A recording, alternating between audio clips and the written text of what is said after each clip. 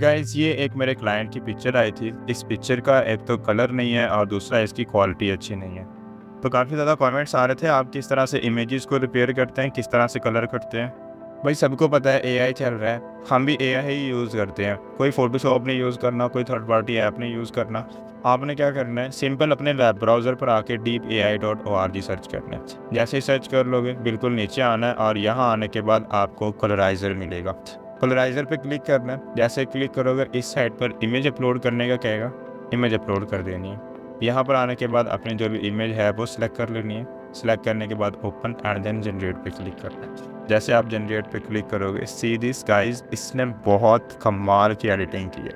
ठीक है, सारे का सारा कलर करके दे दिया उसने। अब यहाँ से हम इसको डाउनलोड कर सकते हैं। जैसे आप डाउनलोड करोगे अमेजिंग वॉइस, अगर हम यहाँ पर आकर देखें, ये इमेज थी जो एआई ने जनरेट की है एंड ये इमेज थी जो हमारे पास पड़ी हुई थी।